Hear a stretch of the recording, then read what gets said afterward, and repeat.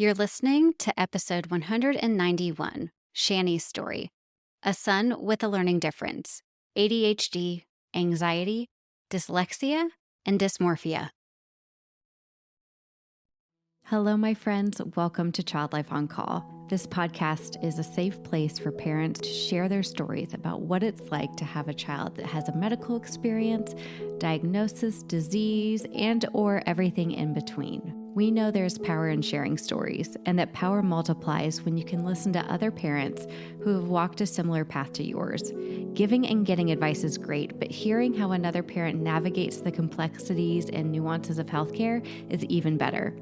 As a child life specialist, my role is to support, validate, and provide emotionally safe spaces for kids and their families, and I am so honored to be on this journey with you. In addition to parent stories, we sprinkle in some expert episodes every now and again that have content for both parents and professionals in the field of healthcare, all with the mission to empower parents to be confident advocates and partners with the care team during healthcare experiences. We're so glad you're here.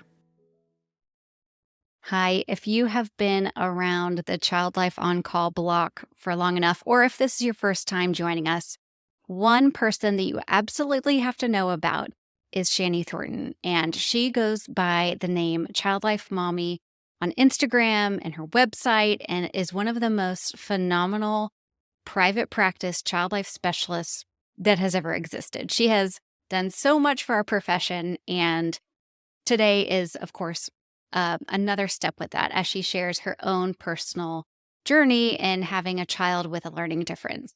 And this episode has actually been posted a year and a half ago, but October is National Learning Difference Month, in which they recognize and spread awareness about ADHD and learning differences and dyslexia. And so we thought it would be a great time to repost this episode. Shani, as always, we are so grateful for exactly who you are. And if you are showing up to this podcast for the first time, welcome. I am Katie. I am a certified child life specialist. And our mission here is sharing parent stories so that other parents feel less alone in their journeys with their kids. So grateful that you're here. And let's go ahead and get started with talking to Shani. I'm so excited to have Shani here because she is a repeat interview for Child Life on Call. She's such a wealth of information. She's very known, very popular, celebrity status in the child life world. So whenever she comes in to give us some insight, we just want to eat it all up.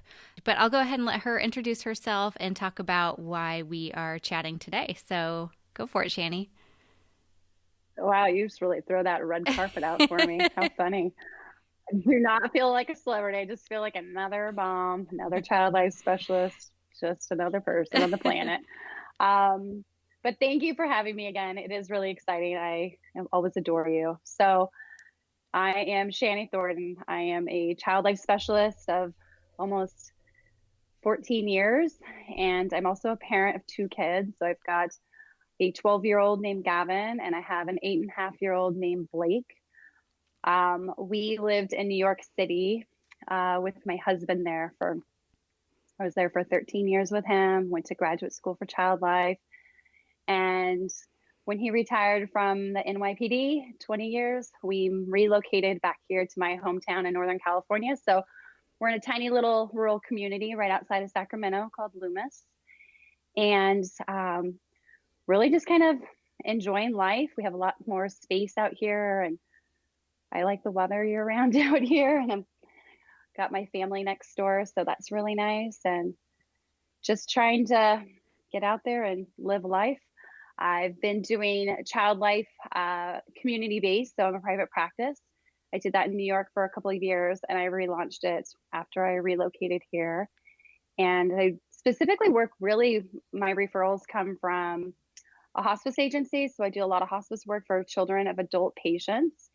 I work with kids who are also coping with a chronic illness, or if they have to go in for a medical or dental procedure.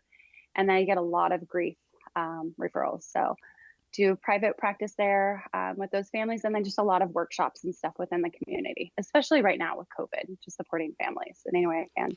Yeah, I think you've really been ahead of the curve. It's like everything that you had done for Child Life Mommy and your private practice up until this point really like set you up for success in the pandemic. And I know it hasn't been easy. It's not easy to be a one person child life program. And I think that's, this podcast is all about community, and you are that for me, just thinking about having something that's non-traditional child life. So you and I have been able to connect that way, and it really is. It doesn't matter, what it is that you're going through. Like having other people to go through it with you just makes it easier.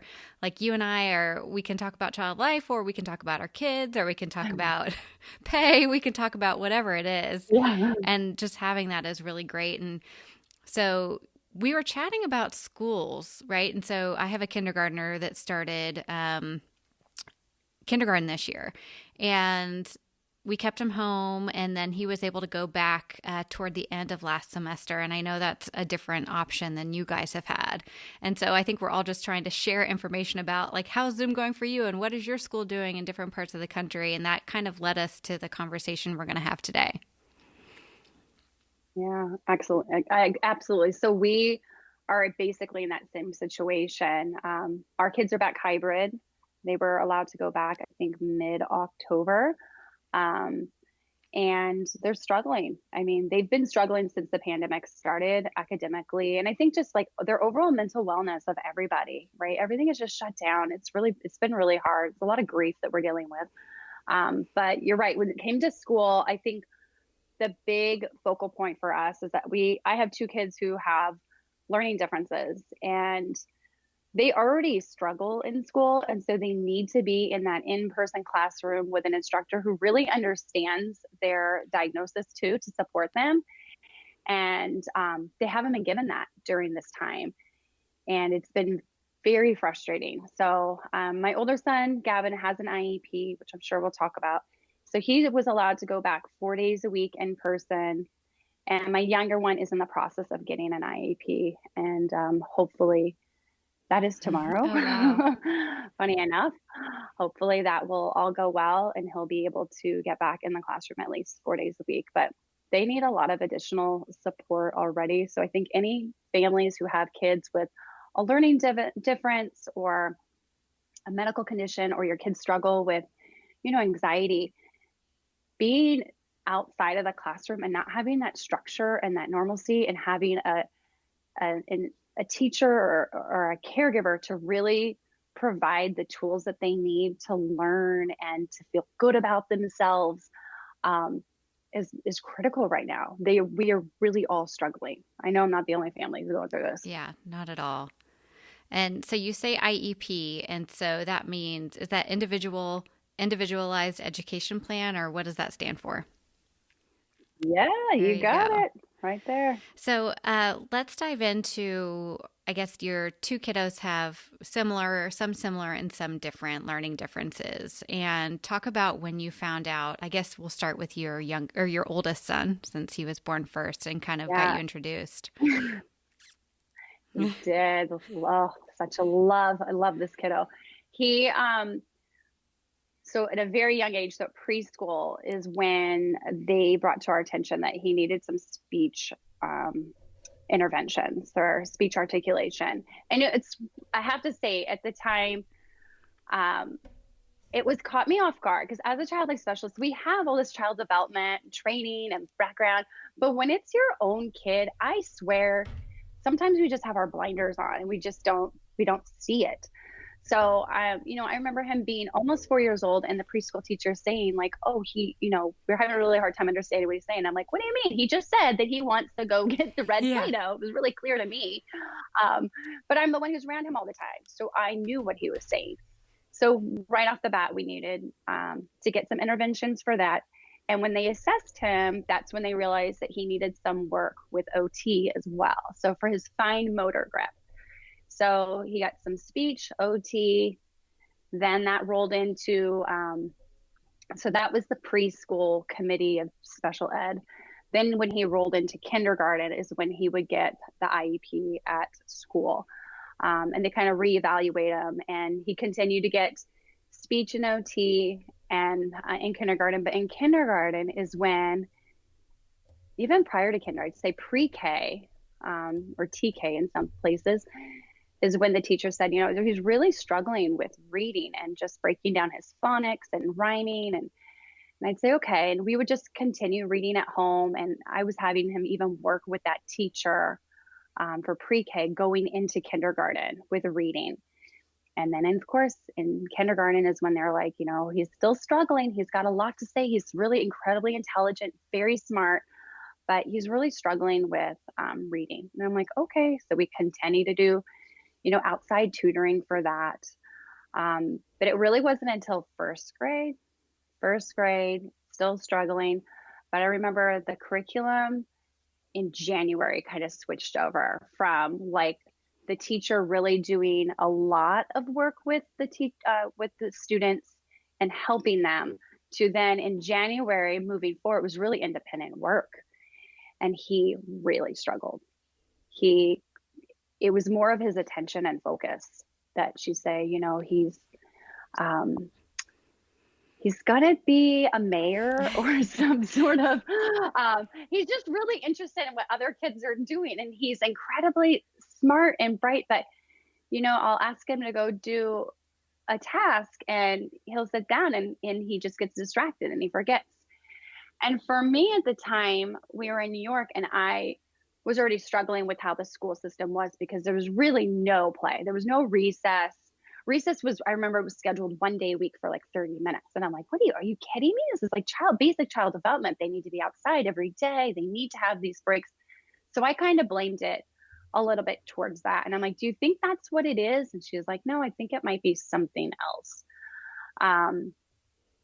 So we kind of were watching it, but at that same time in first grade, we were hit with a lot of losses in our own personal lives. We had like within, I think 8 months, we had 4 deaths. Wow.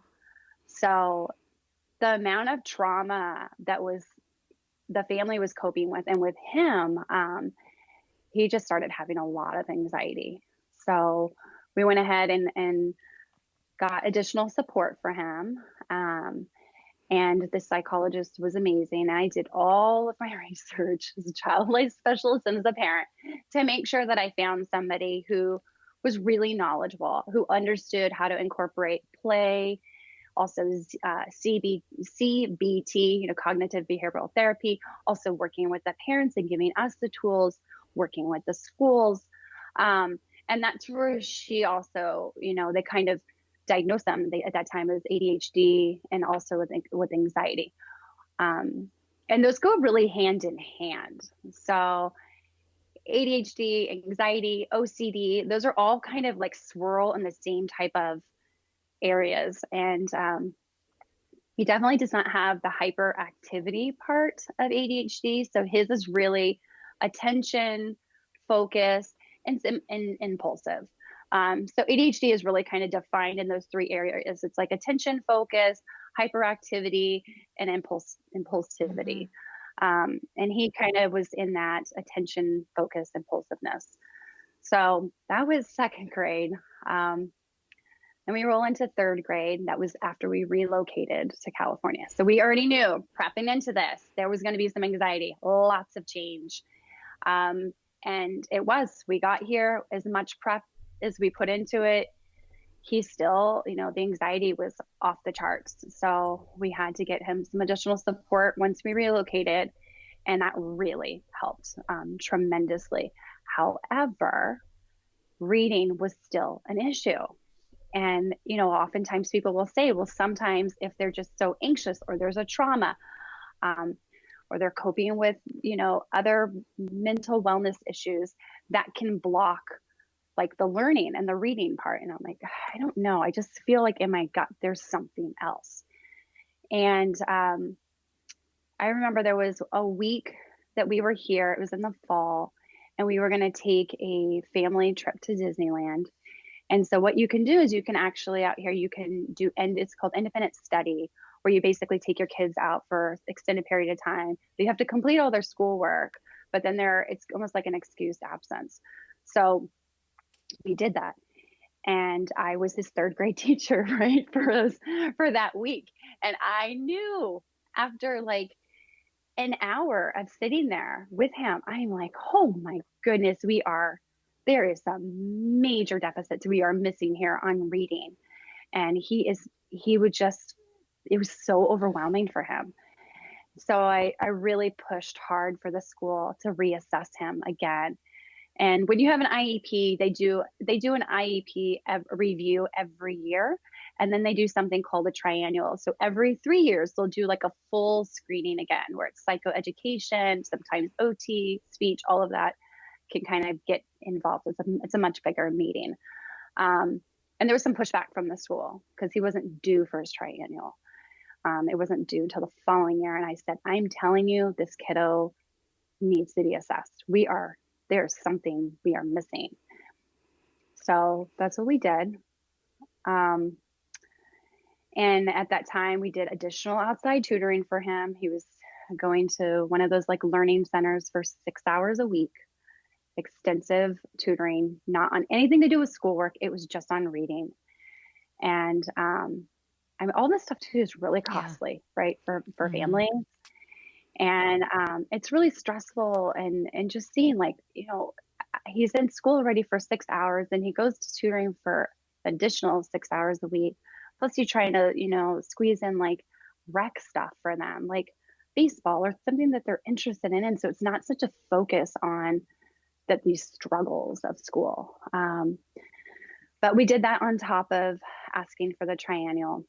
But I have to tell you, when we did the triennial, the report basically came back saying that yes, he was very low in below average in a lot of language and areas where they would find, reading and writing and spelling and decoding and all of that. However, they were just going with it's ADHD. And they said to me in the very beginning of the meeting, he needs to be medicated. He was 8.5 years old, and they said he needs to be medicated for ADHD. And I just looked at them and I said, wow. I was like, thanks for that information. I would have to speak to his pediatrician, who's a doctor, because you're a special ed instructor. And then I came back with, you also know that he's struggling with anxiety.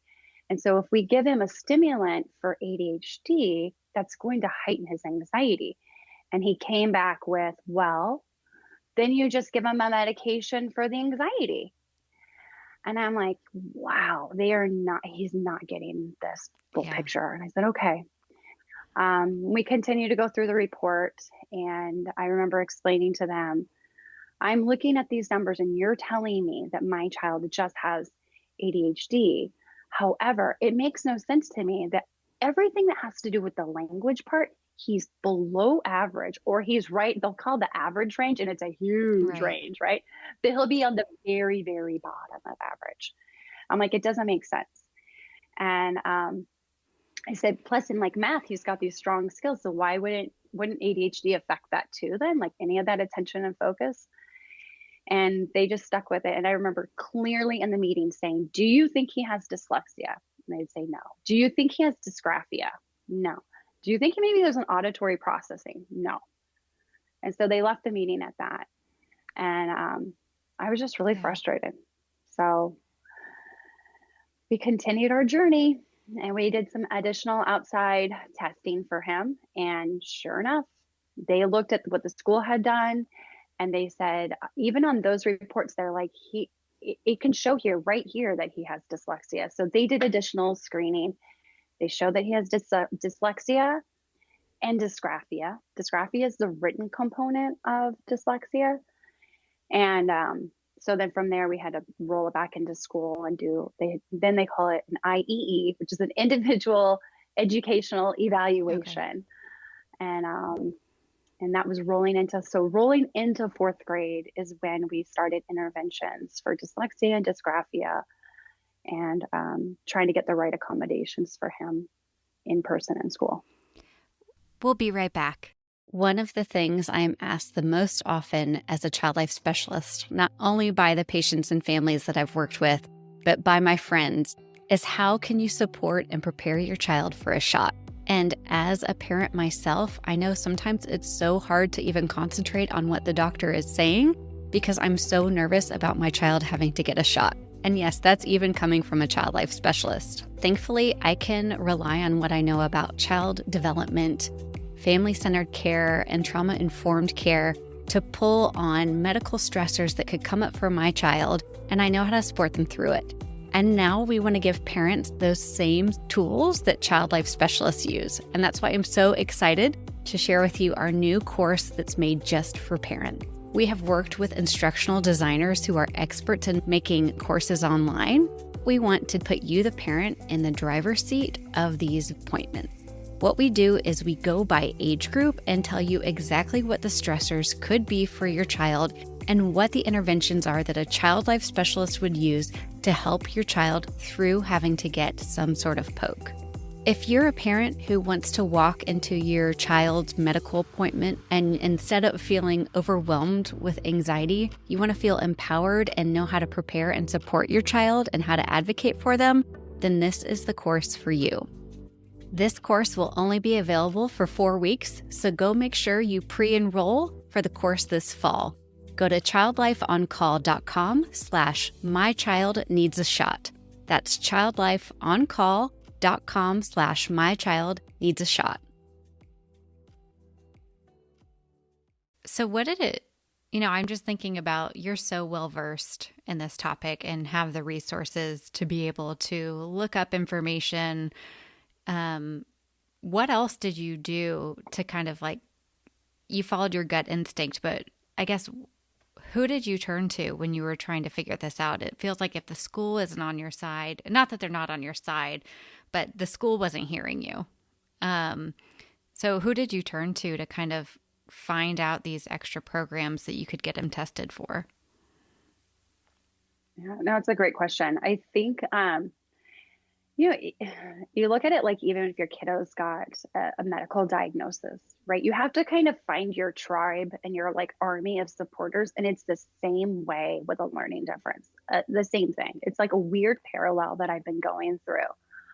And I felt comfortable talking to some family members about it. And then I also just found friends. So honestly, the one who introduced me to the school that tested him and confirmed the dyslexia was also a new family that started. And she said that her son had dyslexia. And I said, I have been researching this for years because I brought it up to the teachers in first grade, second grade, third grade. Do you think he's got dyslexia? Yeah. And she said, no, there is additional testing for that. And I'm like, oh my gosh. So she was kind of my supporter. And that's when I kind of just found, Facebook groups on this stuff, other parents who are also going through similar things. You start to find those connections, and then just researching. That's when I just dove in to try to gather as much education, because we know education is empowerment. Right. I can't go into the school and advocate something if I don't really understand it. And it's not overnight. This has been several years of trying to kind of figure it out. But it's also that grief process, right? Yeah. I think that's a part that we go through when our kids might have a medical diagnosis. And it's the same for, I think, a learning difference of you imagine your kiddo being successful and not having any troubles with school, but this is a lifelong journey for him. And so there's some grief on there of is he going to be okay? Is he going to be bullied? Is he going to be able to get into college? Is he going to be able to do everything he wants to do? So there's that personal thing as parents that I was, I know I was struggling with. I'm sure my husband was as well. Yeah, it's so interesting. And it sounds like, kind of like you said, finding your tribe makes a lot of sense because when your child is going to school, it's not a choice, right? They have to go. They have to meet these specific requirements. They have to, if to pass on to the next grade level. How did you balance getting him through, especially those first 4 years in school without having, the diagnosis and the interventions in place. How did you balance getting schoolwork done, but also making it somewhat of a pleasurable experience? I don't know how else to put it. Like he got through It it. was So you never must have, pleasurable. you did something right. And so I Oh, want you to tell us what it was. oh God. It was never, I mean, he hated the schoolwork. He loved going to school for the social part Yeah. of it. He loved it, and he loves learning. He's incredibly intelligent. Um, he just, when it comes to reading and writing, was hard. I felt like in second grade, he had amazing teachers in second grade. He was in both like a special ed and a general ed class, and it was perfect for Yeah. him. So he had a lot of great support. Um, but no, it was tough. It was Yeah. torture, and Yeah. there was a lot of parenting. There was a lot of struggles and fights and tears, and sometimes of just like, this isn't worth him trying to do his spelling words for an hour and a half. Yeah. Like, It's it's not not. worth it. We're not go. It's not working. We're just going to be done Yeah. now. So there's that part too. It's like knowing when to stop, when to push, and yeah, it's going to Yeah, change. yeah, Um, how absolutely. did you explain to him, I guess, once he was finally diagnosed with this learning difference, ADHD, anxiety, dyslexia, dysgraphia, how did you explain those in terms that he could understand? Well, it's funny because the percentage of ADHD who have dyslexia is incredibly high. It's I think I want to say something like 70%. Don't quote me on that, but it's definitely high. It's a high number. At first when we got the diagnosis, I was actually like, "Oh my gosh, how are we going to do this?" And my husband and I are like, I don't know. And I'm like, okay, I'm going to go back to child. I'm putting my child life hat on here. And I'm going to remind myself that education is empowerment. We are going to empower him with this because I think he's going to be relieved, actually, knowing that there's a name for Right. it and that there's nothing wrong with him. Like now we know, oh my gosh, do you know that there's an intervention that we can use that's going to get you to read where you're at, where you need to be at, where you need to be at. And we basically explain ADHD as like you got a busy mind, you got a busy active mind and a body.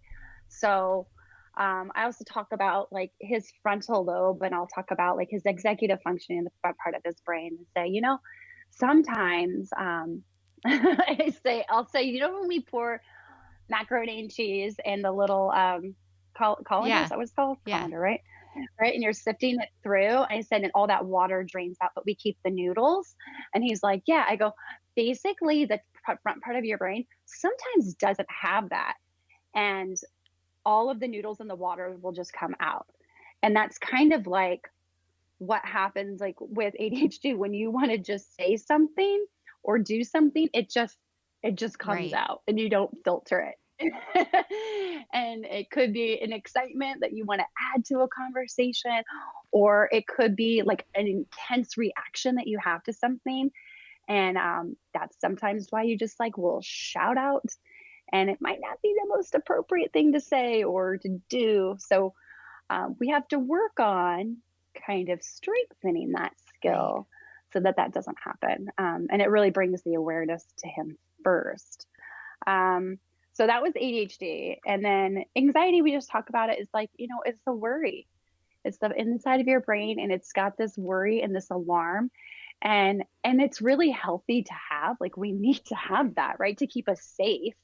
But sometimes that little guy will just talk about things that really aren't, you don't really need to worry about. So we need to use the top part of your brain, that to really think about it. We need the thinking side to kick in. We need to logically think about some of these worries. Like you're scared of, say, killer bees. Okay, so let's think about it. It's like, how many times have you seen a killer bee? And then just make him like problem solve there. How many how many killer bees, what's the number of killer bees that have actually killed somebody? Like I Right. make him like problem solve through it. And then he realizes like logically that doesn't make any sense. So not so worried about it. That's great. Dyslexia, it you know, you kind of get creative, right? Dyslexia, okay, so I had to say that when they told us that he has dyslexia and dysgraphia, they said it runs really strong in the family, along with ADHD. And I knew the ADHD came from my side of the family, but the dyslexia, I'm like, really? And they're like, does anybody have it in the family? And I'm like, no, I don't think so. And I just start thinking about it. And as I'm learning more about what it is, I'm like, oh my gosh. Ding, ding, Yeah. ding. He gets it from his mother. I have it 100%. And it was my reflection of like how I struggled with reading and writing my entire life. I still Yeah. do. I cannot pronounce a lot of words. I sometimes have word retrieval issues. I have to edit just a simple email with 3 sentences on it. Sometimes it takes me 10 minutes to do Right. it. Um, but that's because it manifests in you in a different way. And I know I have it. So that also kind of normalized it for him to teach him that I have it too. So there's nothing to be, it's okay, nothing to be ashamed of. But basically, we just explain it that your brain, or people who have dyslexia, like their brains just learn to read and write and spell Hmm. differently. Like you're just as smart and bright, has nothing to do with Right. intelligence. I often will teach about it. I'll say, when we go to the baseball field, we take this one path to get there. And a lot of people will take that main road to get there. However, if we've got dyslexia, we might take another route. Right. We might just kind of go over the hill and through the neighborhood to get there, but we can still get there. We're just going to take a different path. That is what dyslexia is. You're taking a different path to learn to read and write. That's it. You and your analogies, these are pure gold. I I know, hope right? that people are writing these down. And writing is just dysgraphia is just the writing component of it. Yeah. It's just getting the information from your brain and down on paper. Sometimes it just takes a little bit longer, and we just need more time, or we might misspell things, and there's nothing wrong with it. I think normalizing it and bringing in a lot of Yeah. humor helps a lot. It's sparking something for me. I have had anxiety my whole life, and I was very fearful of planes back in the day, very fearful. And I don't know if it was my mom or someone, or I read it or looked it up, but I read that more people are killed annually by donkeys than by planes. And like that level of like, you know what? That's just not a lot. Like, I don't know a lot of people around donkeys who have donkeys. And so it's so true. It's like, it's also kind of humorous, right? It's like literally breaking it down, figuring it Oh, out. that is so funny. And I love your The analogy about donkey, taking a different road. Gosh, we can apply that to like so many different things. I everything, love it. right? I know. Yeah, well, that's how we explained it. So I have you just for about 10 more minutes. And would you talk to us about how taking all of the interventions that you've learned with your boys and what you have done in the era of hybrid school and online learning, and any get takeaways or giveaways for parents who are going through the same Oh, thing? this has been a hard, hard path. I think making sure they have the right accommodations is key, and having that open dialogue and that communication with the teachers and the school, and if they have resource time, um, if they're getting outside support with a tutor, the communication has to be there, and teaching them how to advocate for themselves. That's been key.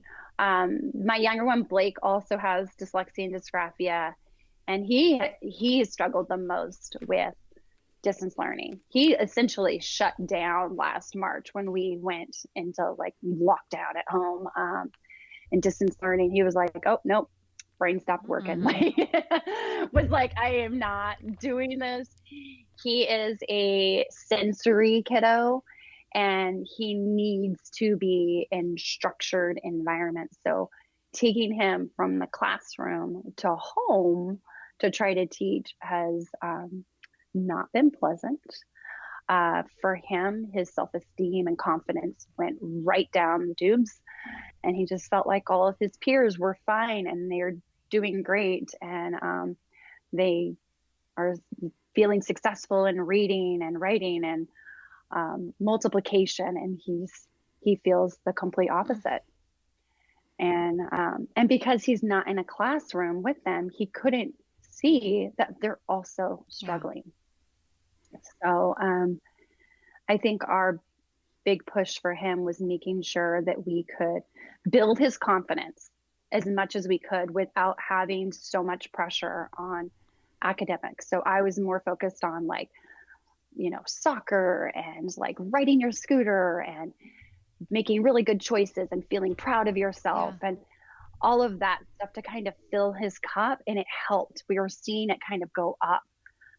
He also started receiving OT outside of school. And that was really helping. So she just kind of focused on building his confidence and, doing like motor planning and fine motor grip stuff. And he was starting to feel like, okay, I can get stronger. I can work through this. This is hard, but I can do it. And he started feeling more, that intrinsic type of motivation. So, but it's been a tough year. It really has. I really appreciate you because you're not saying, "Oh, we just pushed through and we got it done," because that's not happening, right? And I think for other parents to hear that that's okay if they haven't pushed through and just got it done, because that's not a successful outcome, right? That's just hurting things along the way, making harder experiences harder, and focusing on the things that they are good at, even if that's outside of school. I mean, we're developing humans here. We're not developing multiplication mathematicians, And maybe we are later down the road, but just the real focus on like, this is a pandemic. It's okay to not be successful at everything academically. It's okay to have a hard time getting through it and be good at something else for right now. Yeah. Well, you really have to find that balance, because especially right now with kids who don't even have a learning difference, I know they're struggling. Everyone is struggling.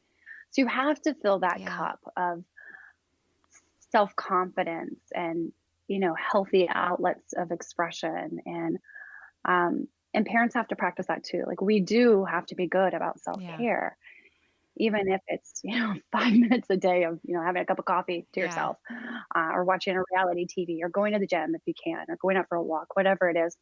Because if we don't fill our own cup, we're fried. Everyone's pandemic fatigued, and that makes it really tough. But I think accommodations for kids within a classroom setting, or if you're doing distance learning, needs to happen. So we do a lot of voice to text for the kids. I read out loud all of the books and stuff to Blake. Gavin uses audiobooks. And we found outside instruction for them for a learning program for kids with dyslexia. So that goes under like an Orton Gillingham program. And it's somebody who provides explicit, systematic, evidence-based curriculum and a multisensory approach to kids who have dyslexia. And that's the only way that they're going to learn to read. And our school doesn't offer it. So, we say, we'll get the outside stuff. They're going to help them on this area. You help them on this area. But please don't try to do any interventions with reading with them at school, because it's not helping. That's not the way their brains learn. So you need to back off from that. Let us do that over here, since you're not providing it. I prefer if they could do it in school. That would be amazing, but it's not an option.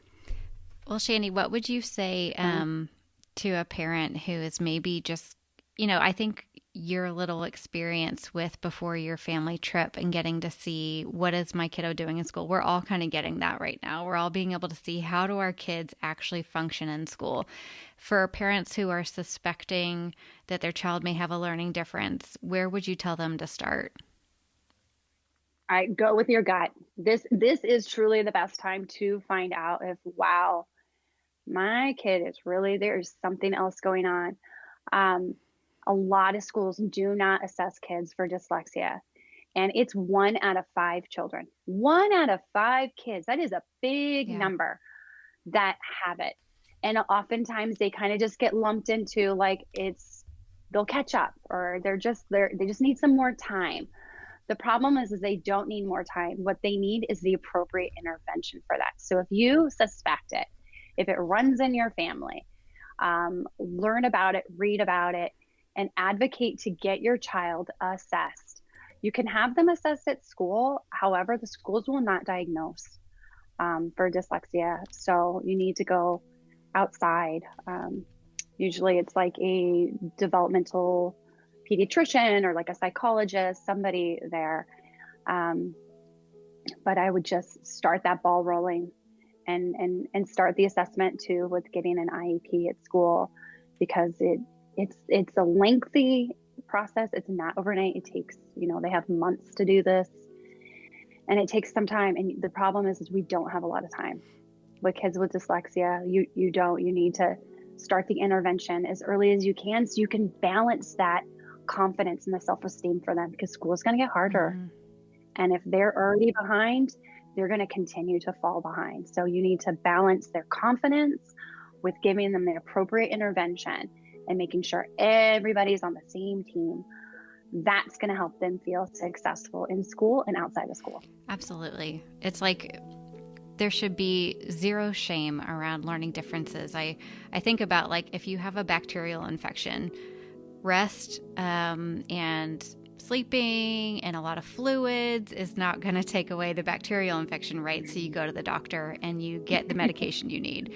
If you have dyslexia, you have ADHD, you have dysgraphia, you have to go get those interventions, which would be like the medication, right? And to get it taken care of and be able to get through it. So I think that's great advice. I love that. They don't need more time. They need the right interventions. And I think that's a big message to send. So I'm so glad that you were able to share your family story with us.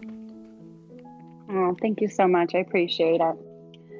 It's been a journey, but I will say, being a child life specialist, it is very odd being on this route. It's like really parallel. You're like, wow, I've helped families cope with the medical journey. I'm coping with the learning difference journey, and it's so similar. It really is similar. But it's weird being on the mom side of it, and you got to advocate. And that's all I can say. I just keep advocating. Teach your kids to advocate. Thank you so much, Shani, for joining us. Thank you all so much for listening to Child Life on Call. If you head to our website, childlifeoncall.com, you're going to find all sorts of stuff there for parents, professionals, healthcare providers, child life specialists, no matter who you are. Actually, when you just go to our homepage, it'll help you direct to exactly where you need to go.